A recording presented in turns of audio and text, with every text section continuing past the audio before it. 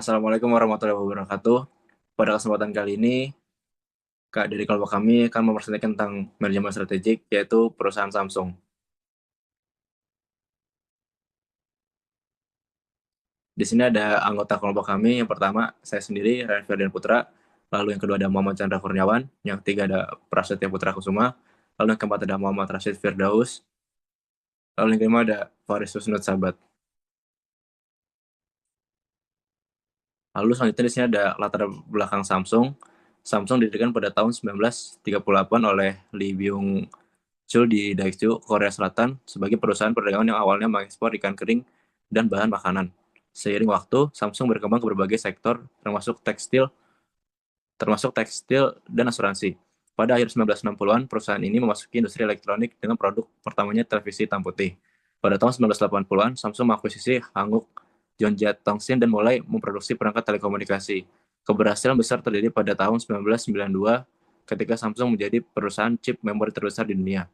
Dengan peluncuran smartphone Galaxy S pada tahun 2010, Samsung meraih posisi sebagai pemimpin pasar ponsel global dan terus berinovasi dalam teknologi elektronik hingga saat ini. Lalu selanjutnya di sini ada visi dan misi. Visinya itu menjadi inovator utama dalam teknologi digital yang mengubah cara dunia bekerja dan berinteraksi, menciptakan solusi dan inovasi yang mewujudkan teknologi dan kesejahteraan kehidupan umat manusia. Misinya yang pertama, memimpin pasar global dalam bidang teknologi. Poin kedua, menciptakan produk yang visioner. Poin ketiga, menciptakan teknologi yang cerdas dan ramah lingkungan untuk membantu kehidupan umat manusia.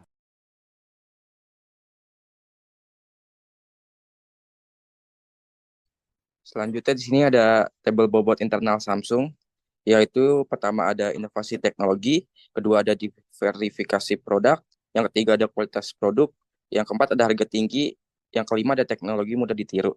Dan di sini ada 5 poin dan poin tertingginya itu ada di inovasi teknologi dan poin terendahnya ada di teknologi mudah ditiru.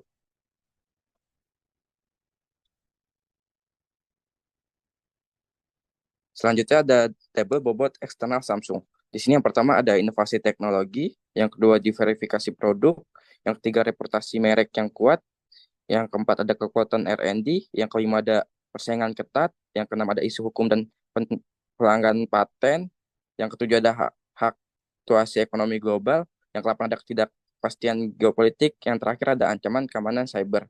Di sini poin tertingginya ada di kekuatan R&D dan poin terendahnya ada di reputasi merek yang kuat.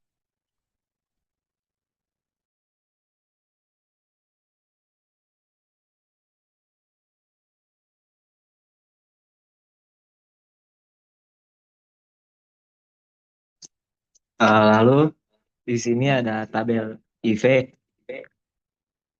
Untuk yang pertama itu ada inovasi teknologi, diversifikasi produk, kualitas produk, harga tinggi, dan teknologi mudah ditiru. Untuk bobot yang paling tinggi itu ada di kualitas produk pada nominal 0,175. Lalu di sini ada tabel EV. Yang pertama itu ada inovasi teknologi, diversifikasi produksi, reputasi yang kuat, kekuatan R dan P, persaingan ketat, isu hukum dan pelanggaran paten.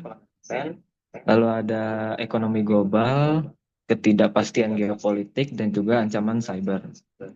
Untuk poin tertingginya itu ada di isu hukum dan pelanggaran paten, yaitu 0,138, dan paling rendah ada di reputasi merek yang kuat, yaitu 0,076.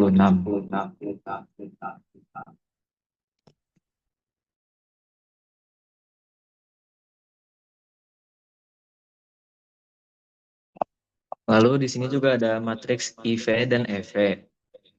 Untuk IV-nya itu nilai sebesar 2,625 menunjukkan bahwa Samsung memiliki kekuatan internal yang cukup baik, meskipun masih perlu perbaikan untuk meningkatkan posisi internal. Untuk EV-nya sendiri itu berada pada nilai 2,923, menunjukkan bahwa Samsung baik dalam respon peluang dan ancaman dari pasar. Untuk secara keseluruhan, Samsung berada dalam kuadran yang ada di tabel ini. Berarti perusahaan dalam kondisi tumbuh dan bagus.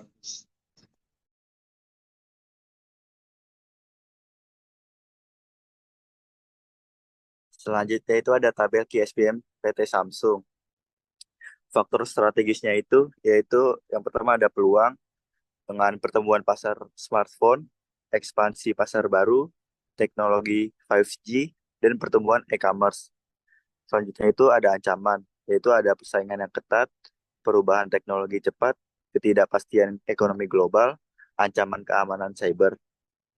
Terus kelebihannya itu ada inovasi produk yang kuat, jaringan distribusi yang luas, pemimpin dalam teknologi, diversifikasi produk, pemasaran digital yang kuat. Terus ada brand yang kuat, diversifikasi geografis, inisiatif keberlanjutan, dan investasi keamanan cyber. Terus ada juga kekurangannya, yaitu yang pertama ada ketergantungan pasar tertentu, biaya pemasaran tinggi, persaingan yang ketat, integritas produk, ketergantungan distribusi, dan keuntungan menurun, resiko produk utang, fluktuasi nilai tukar, dan biaya regulasi lingkungan, dan kerentanan serangan cyber.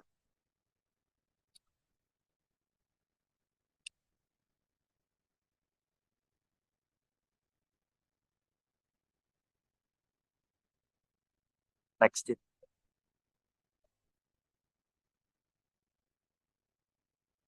Next.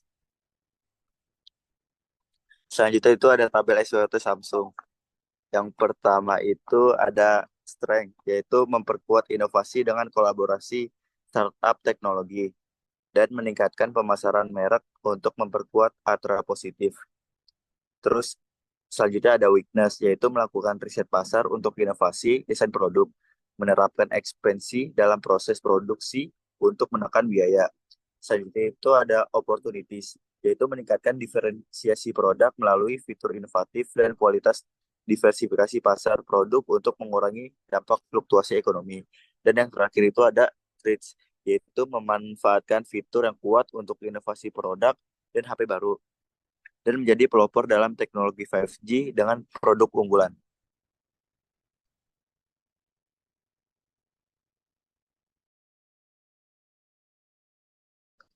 Selanjutnya, bagian terakhir yaitu kesimpulan manajemen strategik PT Samsung. Samsung memiliki posisi yang kuat sebagai pemimpin di industri elektronik global dengan keunggulan merek terkenal, inovasi teknologi, portofolio produk luas, dan sumber daya keuangan besar.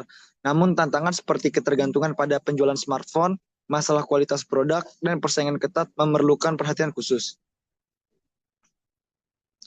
Peluang besar terbuka bagi Samsung, termasuk ekspansi di negara berkembang, pemanfaatan teknologi 5G, AI, dan IoT, serta pertumbuhan pasar elektronik di Asia Pasifik.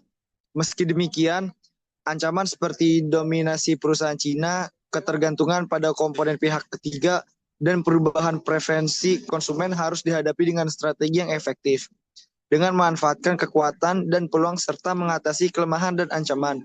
Samsung dapat terus berinovasi dan mempertahankan posisinya sebagai pemimpin industri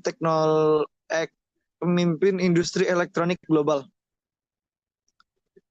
Sekian presentasi dari kami, kurang lebihnya mohon maaf. Wassalamualaikum warahmatullahi wabarakatuh. Waalaikumsalam warahmatullahi wabarakatuh. Waalaikumsalam warahmatullahi wabarakatuh.